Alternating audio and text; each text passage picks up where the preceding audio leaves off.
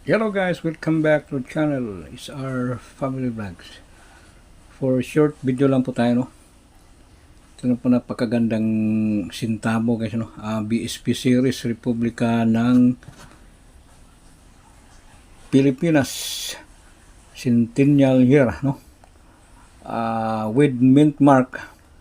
So wala na pong nakalagay ditong image na mukha ng 25 centavo, no? Sa reverse, Bangko Sentral ng Pilipinas. Napakagandang pang barya guys, oh. Puro year 2000, no? Bali, 5 piraso guys, no?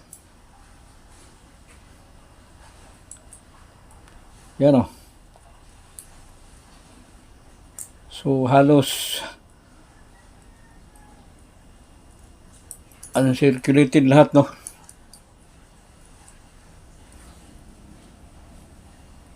Napakaganda pang barya guys, oh. Yan. Yan po mga freebies, no? Galing sa mga nabili kong mga hard to find. Pero itong isang ipapakita ko guys, ang bagong huli talaga namin. Sana may makapag-alok sa akin ng mga ganitong bibihira lang mahanap, no? Also year 2000, no? Red color. So, ang napakaganda dito guys, walang mint mark siya, no? I-compare natin sa isa para malinaw sa mga mata ng viewers, no? Yan, no?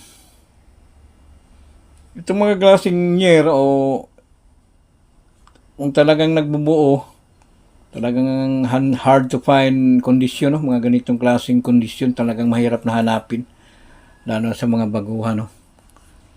Pero itong isang nahuli ko guys, also year 2000, kulay pula, no? Tapos walang mint mark siya guys, no? Yan, no? Dito banda yung mint mark, sa gilid, may malapit sa letter S. Tapos itong nahuli ko, talagang walang mint mark, no? Yan, talagang madalang lang talaga mahanap mga ganyan. So yan, pasok talaga sa hinahanap namin mga ganitong klaseng barya, no? Bibihira lang o madalang lang mahanap, no? Sana may makapag-alok sa akin, no? Ganitong year, ha? Tapos non-magnetic without mint mark, no? So may magnet po tayo, no? Non-magnetic isa. Walang mint mark.